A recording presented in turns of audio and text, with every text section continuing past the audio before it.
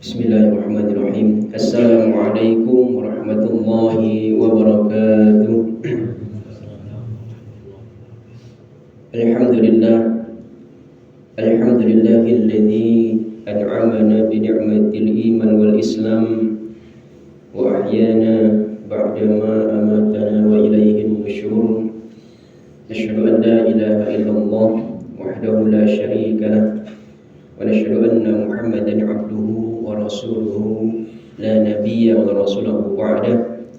Allahumma salli wa sallim wa zid wa an'im ala abdika wa rasulika nabiyyina wa maulana sayyidina Muhammadin asyrafil anbiya'i wal mursalin wa ala alihi wa ashabihi ajma'in, amma ba'du. Allahumma inna nas'aluka ilman nafi'a wa rizqan tayyiban wa amalan mutaqabbala. Allahumma inna na'udzubika min ilmin la yanfa' wa min qalbin la yakhsha wa min nafsin la tashba' wa min da'watin la yustajabu laha. Asbahna 'ala al-fitratil islam wa kalimatil ikhlas wa 'ala dinin nabiyyina Muhammadin sallallahu alaihi wasallam wa 'ala millati abina Ibrahim hanifa wa ma kana minal musyrikin. Subhanallah wa bihamdihi adada khalqihi wa ridha nafsihi wa zinata 'arsyihi wa midada kalimatihi. Allahumma afina fi badanina, Allahumma afina fi sam'ina, Allahumma afina fi basarina, la ilaha illa anta, amma ba'du. Qala Allah ta'ala fil Qur'anil Karim, a'udzu billahi minasy syaithanir rajim. Ya ayyuhalladzina amanu taqullaha haqqa tuqatih wa la tamutunna illa wa antum muslimun. Allahumma arhamna bil Qur'an. Hadirin jemaah salat subuh Masjid Miftahul Khairat yang dimuliakan Allah Subhanahu wa taala, yang saya hormati, marilah kita senantiasa bersyukur kepada Allah Subhanahu wa taala. Allah Subhanahu wa taala telah memilih kita pada pagi ini untuk hadir di rumahnya, di antara hamba-hamba pilihan yang dibangunkan dari tidur dalam keadaan hatinya kita terpanggil untuk menuju ke tempat yang mulia ini. Karena begitu banyak orang yang mungkin Allah berikan kesempatan hidup seperti kita, tetapi belum bisa diberikan kesempatan untuk bisa hadir sholat subuh berjamaah. Sedangkan kita, alhamdulillah, Allah undang, Allah tuntun, ya, Allah izinkan, ya, merupakan nikmat yang terbesar, yaitu nikmat iman, nikmat Islam, dan nikmat waktu yang bisa kita gunakan untuk kebaikan. Mudah-mudahan kehidupan kita selalu dalam berkahan Allah Subhanahu wa taala. Amin ya rabbal alamin. Salawat dan salam semoga tercurah kepada junjungan kita Nabi Muhammad sallallahu alaihi wasallam, yang dengan pengorbanannya kita dapat mengenal bagaimana salat yang benar, ya, bagaimana berdiri di hadapan Allah dengan penuh kesempurnaan, dengan penuh kekhusyuan, ketawadhuan, dan seterusnya. Hadirin rahimakumullah, salat adalah puncak perjumpaan kita dengan Rabb semesta alam. Ya, salat bukan sekedar gerakan, tetapi salat merupakan perjalanan hati menuju ridhonya Allah Subhanahu wa taala. Namun perjalanan ini bisa saja sia-sia jika kita mengotorinya dengan kelalaian, kesalahan, dan mungkin cara-cara yang tidak sesuai dengan tuntunan dari Nabi sallallahu alaihi wasallam. Karena itu pada pagi hari ini mohon izin, bukan berarti menggurui dan seterusnya, saya juga masih belajar.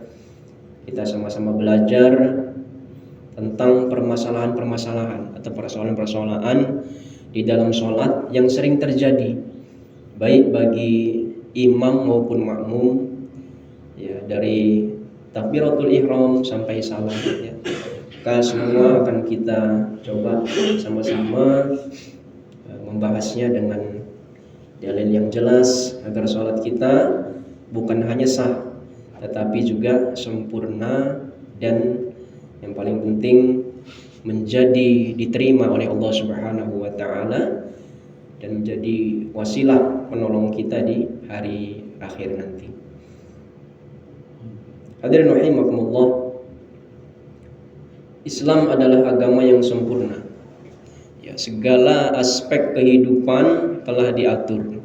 Ya, termasuk bagaimana kita beribadah di saat sehat maupun ketika sedang memiliki keterbatasan. Ada dua hadis yang akan kita jadikan pembuka kajian hari ini, yang memberikan gambaran betapa Rasulullah SAW memberikan kemudahan untuk umatnya dalam ibadah tanpa menghilangkan kesempurnaan ibadah itu sendiri.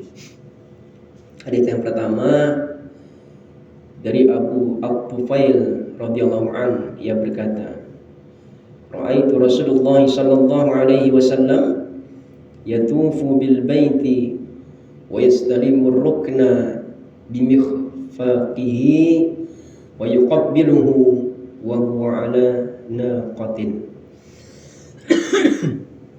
Aku melihat Rasulullah sallallahu alaihi wasallam tawaf di Ka'bah sambil menunggang unta. Beliau menyentuh Hajar Aswad dengan tongkatnya lalu menciumnya. Kemudian hadis yang kedua dari Ummu Salamah radhiyallahu ta'ala anha, ia berkata, "Syakautu ila Rasulillah sallallahu alaihi wasallam anni ashtaki faqal tufi min wara'in nas wa anti rakibatun." Aku mengadu kepada Rasulullah SAW bahwa aku sedang sakit. Maka Rasulullah bersabda, "Tawaflah dari belakang orang-orang dan tetaplah menunggang kendaraan." Jadi dari dua hadis ini kita bisa belajar bahwa ada tiga hal penting. Islam tidak memberatkan, ya, dalam ibadah. Ya, seperti tawaf tadi dicontohkan dalam hadis ini, Nabi SAW memberi rukhsah atau keringanan bagi yang sakit atau lemah. Kemudian yang kedua, keselamatan dan kesehatan didahulukan. Syariat Islam tidak memerintahkan kita membahayakan diri untuk ibadah, tetapi mengajarkan cara yang aman tanpa meninggalkan kewajiban. Ya, mungkin kita pernah melihat, ya Pak, dulu ketika sholat terjadi gempa. Nah, bagaimana sikap kita yang terbaik, yang benar di dalam Islam? Mungkin lagi berjamaah begini Pak, ya, ada gempa besar. Apa yang kita lakukan? Ada yang bilang, ya lanjutkan aja sholatnya. Kalau meninggal pada saat itu, mati syahid, gitu kan? Nah, ada juga yang mengambil tindakan lari, kabur, gitu ya, langsung meninggalkan tempat. Nah, dari mana? Nah, maka kaidah Islam, ya, darul mafasid min jalbil masalih. Jadi kita utamakan terlebih dahulu keselamatan kita, meninggalkan, ya, kerusakan itu lebih utama daripada mengambil manfaat. Jadi kita kalau gempa besar, kayak kalau gempanya masih kecil aja mungkin kita bisa lanjutkan lah, walaupun mungkin udah mulai agak ketakutan gitu kan. Tapi kalau sudah besar, ya, waktu itu pernah terjadi di suatu daerah, lupa tempatnya. Di situ kan ada imamnya, lanjut aja sholat kan. Ya mungkin dia punya pendapat yang lain. Tapi sebaiknya, karena Islam mendahulukan yang namanya keselamatan dan kesehatan, maka tidak berdosa kita membatalkan sholat. Kemudian ketika situasi sudah normal kembali, kita bisa lanjutkan sholat. Kalau memang itu harus terlewat dari sholat, kita bisa mengqadhanya. Ini keringanan, karena sesuatu yang darurat. Rasulullah juga menyatakan kita kalau dalam keadaan darurat, yaitu ada yang perlu kita bisa tinggalkan, ya, hal-hal yang membahayakan diri kita. Maka inilah Islam. Jadi yang pertama, ketika kita lagi sholat terjadi gempa besar, maka yang kita lakukan tidak mengapa kita membatalkan sholat kita, ya. Kemudian kita menyelamatkan diri. Ini yang pertama. Bahkan para ulama dari berbagai mazhab, jadi Al-Is bin Abdussalam, kemudian dari kalangan Syafi'iyah juga menyatakan pernah kalau ada kita lagi sholat melihat ada orang tenggelam, maka batalkan sholat kita, bantu orang tenggelam itu. Ya, kalau kita terlanjur sholat aja kita biarin orang tenggelam, nah ini yang mungkin sholat kita sah tapi dia berdosa karena ada sesuatu bahaya yang seharusnya dia tanggulangi tapi dia malah abaikan untuk mengambil manfaat tadi. Maka hadirin rahimakumullah, di dalam sholat pasti akan ada kalanya lagi sholat mungkin di depan kita lewat, ya kita naudzubillah min dzalik, ya, minta dijauhkan dari musibah. Lagi sholat di depan kita ada ular misalnya, ya kita jangan lanjutkan, supaya dibatalkan gitu, tinggal pindah tempat dan seterusnya gitu. Kita jangan gitu. Jadi ini kaidah yang pertama. Kemudian yang kedua, di dalam sholat berjamaah ini yang perlu kita perhatikan, seringkali terjadi makmum mendahului imam. Ya, terkadang imam belum ruku tapi makmum sudah siap-siap mau ruku. Misalnya dia sudah mau dari i'tidal mau sujud, siap-siap mau sujud. Maka ini hal yang perlu kita hindari, karena Rasulullah SAW sudah mengingatkan kita, innama ju'ilal imam liyutamma bih. Ya. Sesungguhnya imam dijadikan, ya, untuk diikuti. Kalau imam ruku ya ruku, kalau imam sujud ya ikut sujud. Nah, patokannya bagaimana agar kita tidak mendahului imam atau minimal membarengi imam? Karena membarengi imam walaupun ada ulama yang membolehkannya, tetapi sebaiknya dari kalangan Imam Syafi'i itu kita agak lebih terlambat dari imam. Jadi kalau imam Allahu Akbar, nah udah ada bar baru kita gerak, seperti itu. Karena juga ada yang dari sujud mau ke rakaat kedua misalnya, itu kan agak panjang, Pak, ya. Jadi Allahu Akbar, nah pas bar baru kita gerak. Jangan pas dia Allah masih Allah itu kita lanjut bergerak. Nah, khawatirnya kita termasuk pada yang membarengi gerakan imam. Ya, walaupun tidak sampai batal tapi makruh. Tapi kalau sudah mendahului, nah ini yang bisa menjadi batal. Ya. Jadi usahakan ketika jadi makmum kita bergerak itu setelah imam selesai. Patokannya ketika dia sudah baru kita gerak. Ya.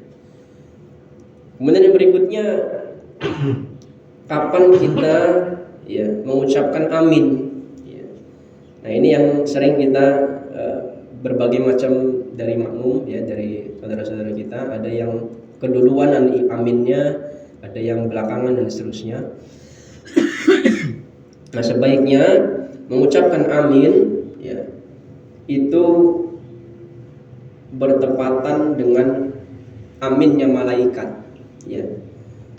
Maka kalau kita amin yang bertepatan dengan aminnya malaikat, maka dosa yang telah lalu akan diampuni. Patokannya bagaimana? Nah, ghairil maghdubi 'alaihim waladdallin. Jangan amin dulu. Aminnya pas imam. Nah baru kita amin. Nah itu. Jadi aminnya itu berbarengan dengan imam. Ya, kalau anak-anak kita kadang-kadang masih don amin. Nah ini jangan. Jadi aminnya itu berbarengan dengan imam. Selesaikan dulu imamnya selesai waladdallin, kemudian imamnya amin, baru kita amin. Ya. Kemudian yang berikutnya, bagaimana kalau kita belum selesai baca Al-Fatihah, imam sudah keburu ruku misalnya. Nah, ini yang sering terjadi, ya. Dari mazhab Imam Syafi'i, ya, sempurnakan dulu Al-Fatihah baru kita ruku. Tetapi kalau imam sudah jauh rukuknya, maka kita harus ikut bergerak untuk rukuk. Ya, khawatir kita nanti menjadi mufaroqoh, menjadi berpisah dari jamaah. Maka kalau misalnya kita belum selesai Al-Fatihah, imamnya sudah ruku, kalau masih terkejar untuk sampai ke ghairil maghdubi alaihim waladdallin, masih bisa kita ambil. Tapi kalau kita masih di iyyaka na'budu wa iyyaka nasta'in, khawatir nanti imamnya sami Allahu liman hamidah, kita baru amin. Nah, ini kita akhirnya sholat sendiri statusnya, tidak mendapatkan sholat berjamaah, mufaraqah. Jadi kita ambil, kalau terkejar bacaan Al-Fatihahnya sampai selesai, selesaikan. Tetapi kalau tidak terkejar, maka kita ikut ruku. Apalagi kalau kita sudah masbuk. Nah, kalau masbuk, misalnya kita datang, imam sudah rakaat kedua misalnya, apalagi dari sholat zuhur atau asar, itu kan tidak disuarakan imam bacaannya. Maka kita sholat mengikuti gerakan imam. Imam ruku, kita ruku. Dengan catatan kita tidak usah ta'awudz. Memang kita disunnahkan ta'awudz, Pak, kalau membaca Al-Fatihah di dalam sholat itu. Jadi sebelum baca Al-Fatihah, kita dianjurkan membaca a'udzubillahi minasyaitonir rajim. Itu kalau Imam Syafi'i itu setiap rakaat, Pak, setiap rakaat baca ta'awudz, ya, a'udzubillahi minasyaitonir rajim. Tapi kalau kita jadi mau masbuk, langsunglah bismillah. Bismillahirrahmanirrahim, alhamdulillah. Sampai maliki yaumiddin, imam ruku, kita ikut ruku. Karena kita makmum masbuk. Ya. Tapi kalau kita ikut dari awal, bisa kita sholat isya, sudah rakaat ketiga keempat kan disirkan suaranya tidak dikuatkan oleh imam. Nah, kita sebagai makmum menyesuaikan. Kalau terkejar kita selesaikan, kalau tidak dan khawatir terlewat dari rukun yang dilakukan oleh imam, tertinggal dari imam, maka kita ikut ruku. Ya. Kemudian di dalam sholat maghrib, isya dan subuh, ya, bacaan Al-Fatihah itu di sholat itu imamnya menggunakan keras, ya, suaranya agak dijahar. Ya. Ada yang bilang makmum cukup mendengar imam, ada yang bilang tetap membaca sendiri. Maka Rasulullah SAW bersabda di dalam hal ini, maka lahu imam fa qiraatul imam lahu qiraah. Barang siapa memiliki imam, maka bacaan imam adalah bacaan baginya. Hadis riwayat Ibnu Majah. Tapi ada juga hadis yang menyatakan la salata liman lam yaqra bi Fatihatil kitab. Maka di dalam hal ini ada perbedaan di antara pendapat ulama. Imam Syafi'i menyatakan tetap membaca Al-Fatihah walaupun imam membaca keras.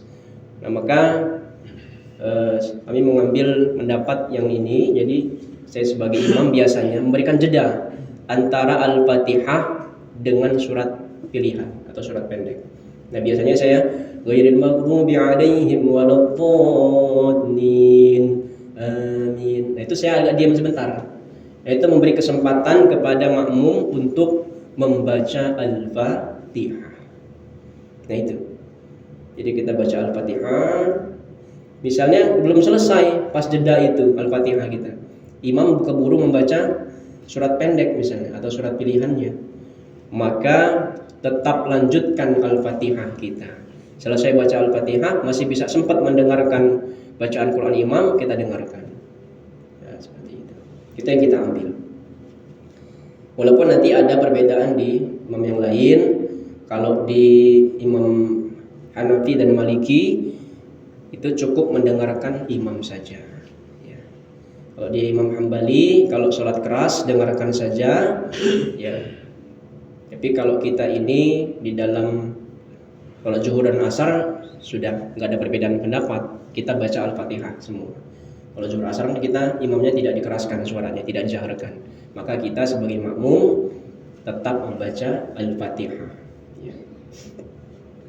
Kemudian ketika sholat sendiri, ya, kita ini dianjurkan suara kita jangan hanya berbisik menggerakkan bibir saja, ya, tetapi kita baca secara pelan, atau bahasa Jawanya itu gremeng, Pak ya, Pak Haji ya, gremeng ya. Jadi suaranya itu cukup kita yang mendengar, kalau kita sholat sendiri. Misalnya kita lagi sholat sunnah misalnya Pak ya. Nah itu sebaiknya ya bacaan kita itu jangan hanya menggerakkan bibir. Ya kita merambir. Apalagi kalau kita mingkem menjadi diam. Nah ini sebaiknya tidak kita lakukan. Sebaiknya sholat, kalau sholat sendiri, maka gerakkan bibir misalnya gini. Alhamdulillah. Gitu. Ya, ada sedikit ada suara gremeng sedikit, sehingga kita sendiri yang mendengar bacaan kita. Ya. Kenapa? Karena menurut Ibnu Qudamah mengatakan tidak sah membaca dalam sholat kecuali jika ia mendengar bacaan sendiri. Ya, begitu juga ketika jadi makmum, ya, ketika sholat zuhur dan asar. Tapi jangan sampai terlalu kuat, karena ada sebuah riwayat menyatakan Rasulullah jadi imam, makmumnya baca surat Sabbihis terlalu kuat. Nah ini yang salah. Tapi kalau kita membaca, mungkin kalau kita mau at-tahiyyat. Nah, jadi kita hanya mendengar, kita yang mendengar bacaan kita sendiri. Kemudian berikutnya, ketika kita masbuk, ya, misal kita masbuk di rakaat ketiga, di rakaat kedua misalnya, keempat misalnya, kita sudah masuk, imam sudah tahiyat akhir misalnya. Berarti kan kita harus menyempurnakan 4 rakaat Pak ya. Nah kita baca surat pendek lagi nggak itu? Atau di sholat subuh, misal sholat subuh kita biasa menggunakan kunut. Kalau kita kan Imam Syafi'i kan kunut setiap subuh Pak ya. Nah kita ketika masbuk kunut lagi atau tidak? Nah kalau kita datang di rakaat kedua misalnya sholat subuh dan ketinggalan 1 rakaat, ya kemudian kita ini memang terbiasa membaca kunut, ya. Ketika imam salam kita menambah 1 rakaat lagi kan. Kemudian kita di dalam mazhab Syafi'i menganjurkan kita tetap kunut di rakaat itu. Karena status kita itu secara hukum berada di rakaat kedua. Walaupun nanti di rakaat pertama kita ikut kunut juga, kita kunut. Nah, ketika imam salam, kita kan masbuk, kita naik lagi sholat di rakaat yang kita tambah itu, maka nanti sebelum kita sujud setelah i'tidal, kita baca doa kunut lagi. Kalau kita memang biasa baca doa kunut. Begitu juga dengan surat pendek. Ketika kita tertinggal 3 rakaat, kita kan statusnya rakaat kedua itu. Rakaat kedua kan kita disunahkan baca surat pendek, maka kita membaca surat pendek di situ. Ya, kita tambah. Tapi di pas rakaat ketiga dan keempat kita tidak perlu lagi membaca surat pendek. Kemudian kita juga perlu waspada dan hati-hati kalau kita sholat, saf ini sudah penuh, di belakang kosong, kita sendirian di belakang saf itu, maka ini sebaiknya kalau yang paham kita bisa menepuk makmum di depan kita, sehingga makmum itu menemani kita di belakang. Jangan sampai ini penuh, kita sendirian di belakang, kita tidak masuk ke jamaah, tidak masuk ke saf. Minimal ada 1 yang menemani kita. Kalau misalnya kita masuk penuh nih di sini, ada 1 orang lagi wudhu, kita tunggu orang selesai wudhu, baru kita nanti bersama dia berdua sholat di belakang makmum yang penuh tadi. Jadi imam, makmum yang full, kita berdua di situ. Kalau kita sendiri di belakang, nah kita tidak termasuk jamaah. Makanya kalau kita sholat berjamaah, makmumnya cuma sendiri, makmumnya kan tidak di belakang imam Pak ya, tapi di samping imam, walaupun agak maju sedikit imamnya. Jadi pendapat yang lain malah hampir sejajar itu. Nah itu. Jadi dinamakan shaf itu kalau makmumnya ada 2 orang. Tapi kalau makmumnya cuma 1, maka itu tidak masuk ke shaf. Ya. Kemudian ada juga fenomena yang bisa terjadi di kalangan makmum. Pernah ada makmum yang dia ketika imam tahiyat akhir, kita sebagai makmum masih sujud. Alasannya kita masih membaca doa yang dianjurkan oleh para ulama kita, Allahumma inni as'aluka husnal khatimah, gitu ya Pak. Ini biasa dibaca Pak Arifin biasanya Pak ya. Kita sering mendengar itu. Itu memang dianjurkan kita baca 3 doa itu. Ya muqallibal qulub, tsabbit qalbi ala dinik. Ya Allahumma rzuqni taubatan nasuha qablal maut. Nah, itu ada dianjurkan. Nah, ini memang ada sahabat yang lama sujudnya, ya. Karena ingin menyempurnakan doa yang diajarkan oleh Rasulullah Sallallahu Alaihi Wasallam. Maka setelah sholat beliau berkata, ya, benar apa yang engkau lakukan. lakukan. Artinya boleh saja sujud sedikit lebih lama. Ya, tapi jangan sampai tertinggal imam. Ya. Nanti kita masih sujud, imam sudah keburu salam. Nah, jadi akhirnya kita tidak ikut jamaah, tidak terhitung jamaah, mufaraqah, terpisah dari jamaah. Nah, ini jadi kita kalau mau membaca doa, ya sebenarnya kalau di pendapat para ulama itu tidak di sujud terakhir, Pak. Setiap sujud itu sebenarnya kita dianjurkan membaca doa itu. Ya. Itu diantaranya dari Shalih Al-Fauzan, ya, yang memberikan pendapat seperti itu. Ya, kalau kita ini sebenarnya kalau sujud itu sebenarnya tidak di sujud terakhir sebenarnya. Di setiap sujud itu kita boleh membaca doa, menambah doa. Asalkan tadi bahasanya menggunakan bahasa Arab, tidak menggunakan bahasa lain. Kemudian berikutnya pakaian saat sholat. Ini yang sering terjadi. Kadang-kadang kita melihat ada orang sholat menggunakan sarung atau celana atau gamis terlalu panjang sampai menutupi mata kaki. Nah, ini sebaiknya tidak terjadi. Karena standar daripada pakaian sholat itu jangan sampai pakaian itu menutupi mata kaki. Karena Rasulullah SAW pernah bersabda, "Ma asfala minal ka'bain minal izar finnar." Ya. Pakaian yang melebihi mata kaki tempatnya di neraka. Ya. Artinya celana ya atau sarung kita ya usahakan di atas mata kaki kita. Tapi kalau untuk perempuan ya justru dianjurkan untuk menutup semua auratnya. Bahkan kadang-kadang ada yang menggunakan kaos kaki dan seterusnya. Ya. Kemudian imam tasyahud awalnya lupa. Nah, ini tidak perlu kita subhanallah. Tidak perlu subhanallah. Karena tasyahud awal ini sunnah hukumnya. Tetapi nanti di akhir imam akan melakukan sujud sahwi dan kita sebagai makmum ikut sujud sahwi. Kecuali kalau dia berdirinya belum sempurna. Misalnya dari tahiyat, dari duduk iftirash itu dia langsung mau berdiri kan ke rakaat ke-3. Dia lupa tasyahud awal. Belum berdiri sempurna, dia mau balik lagi masih bisa. Tapi kalau dia sudah berdiri sempurna, masuk ke rakaat ke-3, kita subhanallah di belakang, dia nggak akan mungkin balik ke tahiyat awal. Ya, tidak akan mungkin balik ke tahiyat awal. Karena itu mengorbankan yang wajib untuk mengambil yang sunnah. Nah, khawatir nanti menjadi batal sholatnya. Jadi kalau dia lupa sujud tasyahud awal, ya maka dia nanti di akhir sujud sahwi. Ya, tasyahud awal itu juga sunnah. Ya.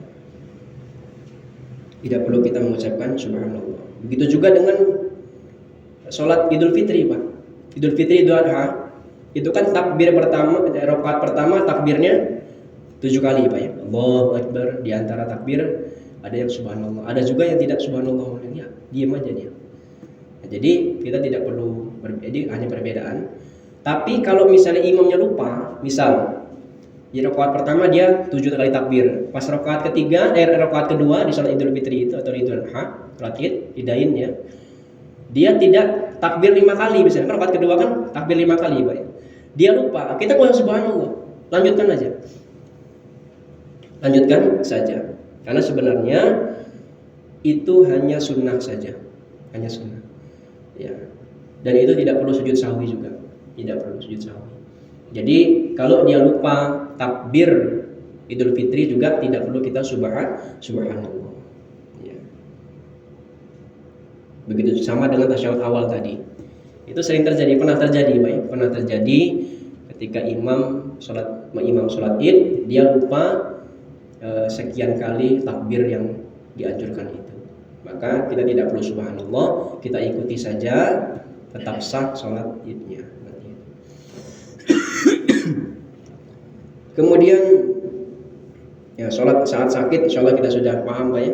Kita bisa kalau kita bisa berdiri ya kita sholat berdiri, kalau tidak bisa berdiri kita duduk dan seterusnya. Kemudian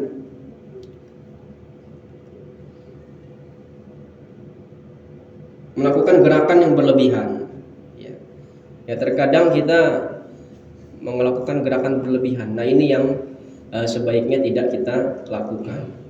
Karena gerakan yang berlebihan yang sampai membuat orang itu seperti tidak sholat, maka itu bisa menghilangkan keabsahan daripada sholat itu sendiri.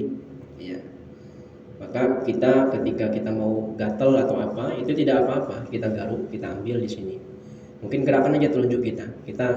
Misalnya kita gatel di pipi kita gerakan ke sini, kita gerakan gini, set, ya, udah, balikan lagi, berarti. Ya. Jadi inilah hal-hal yang mungkin bisa kita sama-sama pahami di dalam sholat kita. Mungkin beberapa permasalahan yang mungkin ada yang belum dibahas, mungkin ada yang bisa mau ditanyakan ya bapak-bapak sekalian tentang permasalahan di dalam sholat ini. Ya. Kemudian kita juga jangan sampai sujud dan rukuknya juga kita usahakan sempurna, karena ada dalam sebuah hadis dinyatakan ada orang yang sholat sampai 60 tahun lamanya tidak satu pun sholat diterima. Kenapa? Karena rukuknya sempurna tapi sujudnya tidak sempurna. Sujudnya sempurna tapi rukuknya tidak sempurna. Nah, bagaimana kita menyempurnakan sujud dan rukuk kita? Kalau rukuk itu betul-betul kita luruskan punggung kita ini. Seakan-akan kalau kita meletakkan gelas itu tidak tumpah, saking lurusnya punggung kita. Begitu juga dengan sujud. Nah, ini sujud ini seringkali terjadi. Kita siku ini jangan sampai menempel ke tempat sujud kita, ya, siku. Karena siku bukan 7 bagian yang harus dikenakan untuk sujud.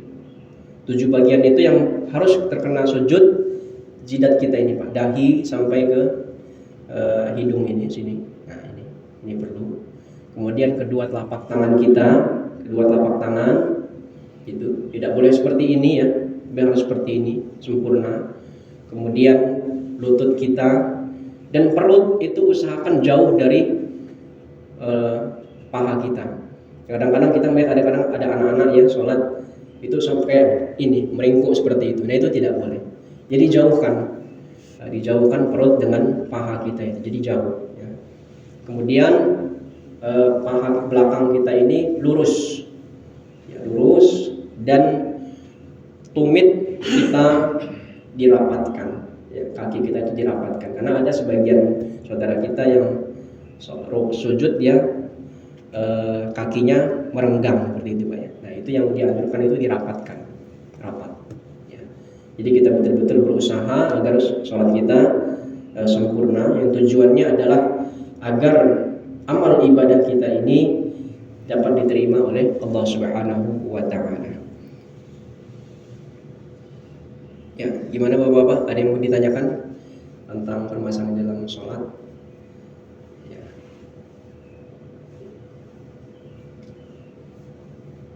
Insyaallah sudah jelas, Pak, ya. Mungkin nanti sambil berjalan kalau misalnya ada pertanyaan-pertanyaan di dalam sholat kita atau ada keraguan-keraguan ini benar atau salah, ya.